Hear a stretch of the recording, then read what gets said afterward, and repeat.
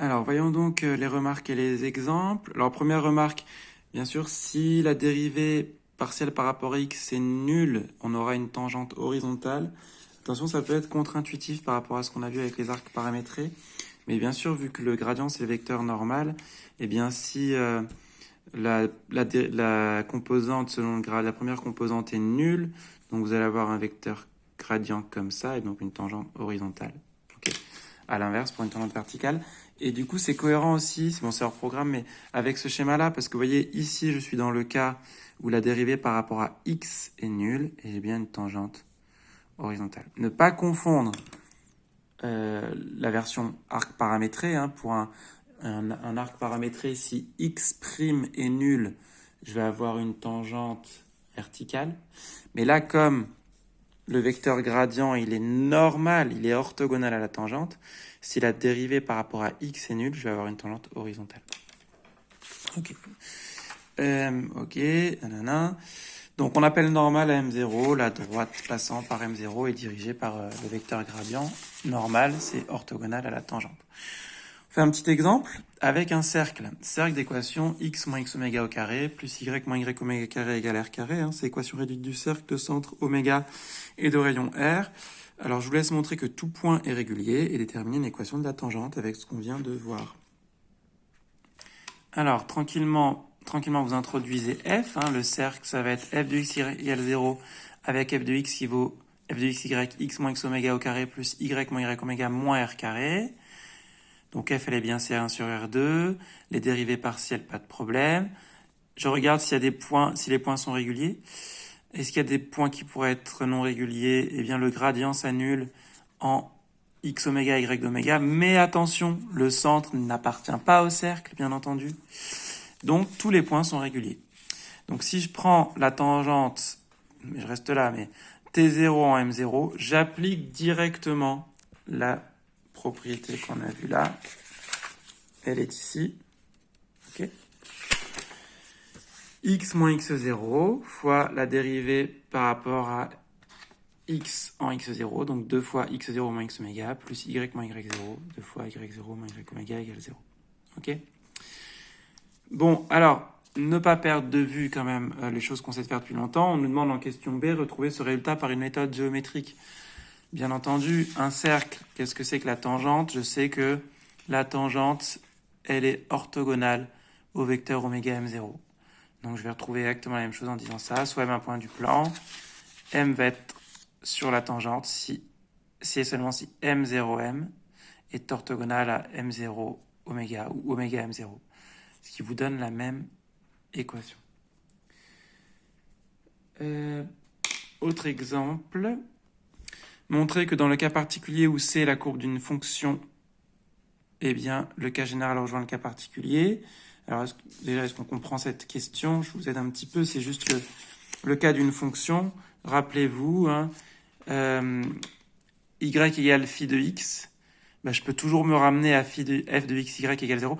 F de x, y égale 0, c'est la forme la plus générale, en fait. Hein. Donc, f de x, y égale 0, il suffit de poser, bien sûr, f de x, y égale phi de x moins y. Y égale phi de x, c'est phi de x moins y égale 0. Eh bien, vous prenez le théorème avec cette fonction-là. Regardez si les points sont réguliers, regardez l'équation de la tangente et essayez d'expliquer pourquoi ça rejoint le cas particulier rejoint le cas général. Eh bien, f, elle est C1 sur... Donc, je suppose bien sûr que phi est C1, donc f va être C1, c'est dérivée partielle. La dérivée par rapport à x, ça va être phi' de x, et la dérivée par rapport à y, ça va être moins 1.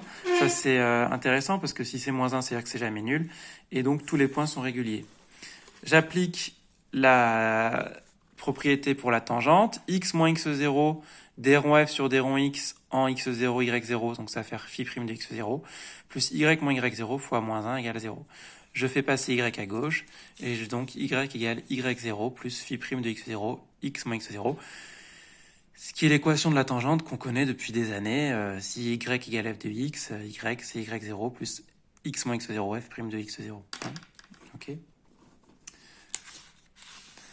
Une petite pause, on passe aux lignes de niveau. Alors, les lignes de niveau, on en a déjà parlé, on a fait quelques dessins. Hein, pensez aux équipes potentielles en physique, c'est exactement ça. Et donc, donc une ligne de niveau, c'est les courbes d'équation f de xy égale k. Étudier LK, c'est étudier la courbe d'équation f de xy moins k égale 0, pas de problème. Donc tout ce qu'on vient de voir, c'est valable. Et en plus, les points réguliers de LK sont les points où le gradient ne s'annule pas, puisque que je prenne le gradient de f ou de f moins constante, c'est la même chose. Alors, qu'est-ce qu'on va préciser ici par rapport à la dernière fois? On avait vu que le gradient était orthogonal aux lignes de niveau. Eh bien, non seulement le gradient est orthogonal à LK en M0, mais aussi orienté dans le sens des valeurs croissantes de f. Autrement dit, qu'est-ce que ça veut dire ça? Si je fais un mini déplacement, donc si je me place sur moins eta eta, eh bien, quand je vais dans le sens, si je vais dans le sens du gradient avec petit t, donc x0 égale plus petit t, donc petit déplacement dans le sens du gradient, eh bien, cette fonction est croissante. Donc je prends f. Je regarde f selon cette courbe-là, selon cette droite orientée avec un t positif, par exemple. Eh bien, avec t positif, g va augmenter. Ok, bon, on a compris.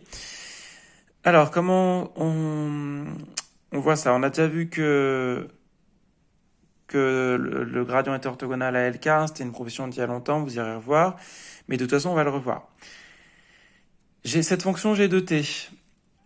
Le nabla f, là, je l'écris avec avec ses coordonnées. Donc, ça fait t d rond f sur d rond x en x0 égale 0 et y0 plus t d rond f sur d rond y x0 égale 0. J'éclate un peu ici, là, les vecteurs. OK. Mais alors, je peux avoir, donc g est bien défini au voisinage de 0, f est C1, x et y sont C1, donc je vais appliquer la règle de la chaîne. Si je dérive g, ça va me faire x' de t, faites un diagramme si vous avez besoin, hein, mais on commence à avoir l'habitude ici, x' de t, d rond f sur d rond x en xt y de t, plus y' de t, d rond f sur d rond y, xt y de t. Sauf que x' de t, regardez, c'est une fonction, un polynôme de degré 1, degré inférieur ou égal à 1, la dérivée elle est là. Donc, ça fait bien. Faut pas que vous emmêliez pinceau entre les t et les 0. D rond f sur d rond x en x0 y0 qui est constant, fois d rond f sur d rond x en xt yt. Okay. Mais du coup, si je prends en 0, je vais me retrouver avec x de t qui va valoir x0, y de t y0, donc je vais avoir de la forme a carré plus b carré. Je vais avoir la norme, en fait, du vecteur gradient en carré qui est strictement positive. Alors, une norme, c'est toujours positif, et c'est non nul parce que M0 est régulier, donc le gradient est non nul. Sauf que G étant C1, G' elle est continue, et donc si elle est strictement positive en 0, elle va être strictement positive sur un petit intervalle autour de 0. Donc c'est bon, elle va être strictement positive sur un certain intervalle moins eta, eta. Alors là, il manque sur un certain moins eta, eta, puisque bien sûr, eta, je ne peux pas le fixer à l'avance, je le fixe après. Il existe en tout cas. Et donc elle est croissante. Ok, c'est très simple en fait, beaucoup plus simple que ce qui paraît. On fait un petit dessin. Premier, alors mathématiques, on en a pour parler avec la fonction x2 plus y2, ces courbes de niveau, ce sont des cercles. Eh bien, le gradient 2x, 2y, il est bien toujours non nul parce que le point 0 n'est pas sur les cercles, et orienté vers les valeurs croissantes de f. Vous voyez, ça correspond bien. X, y, hop. En ce point-là, x, y, x positif, y positif, c'est bien orthogonal aux courbes de niveau et orienté vers les potentiels, vers les valeurs croissantes de f, parce que là j'ai la ligne de niveau 1, ligne de niveau 2, plus les cercles sont grands, plus f est grande, ok, et plus les rayons sont grands. Peut-être plus habituel pour vous, le potentiel électrostatique, donc on a une charge placée en un point. Le potentiel, bien entendu, il diminue avec la distance, des potentiels en 1 sur r, et donc ce serait plutôt des cercles ici. Vu que le champ électrique, c'est moins gradient de V, V diminue avec la distance, donc le gradient, il va être tourné vers la valeur croissante par ici, et comme E, c'est moins gradient de V, il va être tourné par là. Voilà. Donc vous savez que le champ électrique est orthogonal aux équipotentiels et dirigé dans le sens des potentiels décroissants. Voilà, et bien on s'arrête là.